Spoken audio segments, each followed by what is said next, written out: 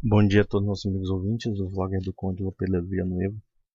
Já falando sobre Joseph Ratzinger, o nosso Papa Emérito Bento XVI, e ouvindo as calúnias mentirosas do senhor Gustavo, mais conhecido como de 4 para a Flórida, né?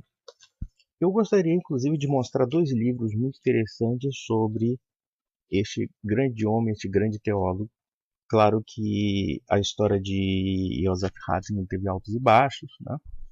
Inclusive, existem várias fases da obra dele, né? A fase anterior, digamos assim, na época do Concílio Vaticano II, etc. E existe uma fase mais madura da obra de Ratzinger. Mas nós podemos dizer que Ratzinger é um dos maiores teólogos da atualidade, um grande erudito, um homem muito culto, né? Um homem que tem 2 ou 3 doutorados, para você ter uma ideia só. Um pianista, inclusive é um músico, né? Apaixonado por Mozart. E já falando sobre ele, eu tenho dois livros aqui em minhas mãos. Obviamente que eu não mostrei aquela trilogia, digamos assim, né, aqueles 3 livros sobre Jesus de Nazaré que ele tem. Mas tem esses aqui, por exemplo, em particular a autobiografia dele, tá?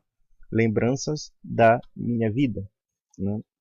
E aí vocês podem tirar certas dúvidas a respeito de se Joseph Ratzinger é necessariamente um nazista, segundo esse notório imbecil desse Gustavo, né? Inclusive ele fala da história dele quando a Alemanha estava em plena guerra, no auge da guerra, inclusive já preconizando a derrota, ele foi convocado pelo governo alemão e naquela época, se você recusasse a convocação, sua família inteira ia ser deportada para um campo de concentração, né? E ele conta sem delongas sobre essa fase da vida dele, como várias fases da vida dele, né? E da parte do próprio Ratzinger. Quando nós acusamos alguém de algum tipo de viés ideológico, a primeira coisa que nós temos que comprovar é se essa pessoa de fato pregou esse viés ideológico ou defendeu esse viés ideológico durante uma boa parte da sua vida ou durante toda a sua vida, né? Digamos que de repente houvesse uma fase da vida de alguém que foi comunista, né, como é muito comum os jovens da faculdade, de repente acabam deixando aquela porcaria. Ou então até mesmo alguém cometeu o erro de defender o regime nazista. Houve grandes autores e historiadores que lamentavelmente defenderam isso. Pessoas inclusive geniais. Quem é que vai dizer que Carl Schmitt, que foi um teórico do direito alemão e que apoiou o regime nazista lamentavelmente, não é um homem de grandes qualidades intelectuais? Quem vai dizer que Martin Heidegger também não era um homem de grandes qualidades intelectuais, apesar de ter apoiado o regime nazista?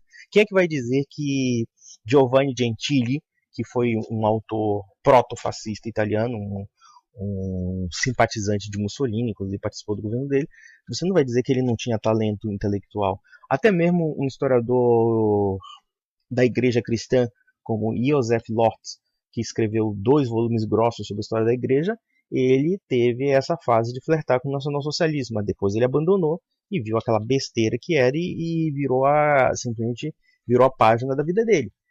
Então vejam, o que define alguém por defender uma ideologia muitas vezes é o fato de dessa ideologia se tornar o centro de sua vida e se tornar, digamos, a base da sua doutrina ou de sua forma de ver o mundo. E isso nunca aconteceu com Bento XVI em nenhuma fase de sua vida, muito pelo contrário. Nós percebemos, inclusive, na fase da infância e adolescência dele, um homem de profunda devoção religiosa, de profunda devoção católica, né? Eu gostaria também de mostrar para vocês um outro livro chamado Fé, Verdade e Tolerância, tá? O cristianismo e as grandes religiões do mundo, né? E ele fala sobre vários aspectos da modernidade, né? O aspecto do relativismo religioso, o aspecto do liberalismo teológico e assim sucessivamente. E vocês vão perceber o alto grau de erudição deste homem que foi, ou que é ainda, pelo menos não em exercício, né, mas como de honra, o nosso Papa, né, Bento XVI. Aí quando você consegue ter contato com essas obras, e muitas outras de Ratzinger, né, que eu tenho aqui, mas infelizmente não dá para pegar porque a biblioteca é muito numerosa, aí compare um Ratzinger, um grande escritor, né, um grande teólogo, com é essas amebas intelectuais que aparecem no YouTube dizendo que Ratzinger é nazista, Ratzinger é satanista, etc. Resta saber e resta comprovar onde isso é verídico, onde realmente essas acusações se refletem na obra deste homem. E a resposta é zero. Simplesmente a calúnia, injúria, difamação, mentiras, trapaças, falsificações, como no caso da fotografia. E assim sucessivamente.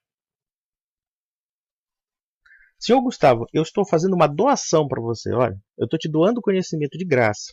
Tá aqui, olha. Para você ver aqui, tá? Analisar onde é que está o movimento nacional socialista, nazismo, na obra de Joseph Ratzinger.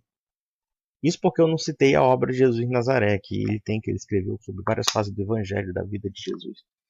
Então, fica aqui o desafio para um analfabeto funcional como você é, simplesmente um degenerado, um homem de um caráter distorcido, porque não há outra palavra depois da falsificação grosseira que você fez e que a única coisa que você apresenta é olhadela de Google.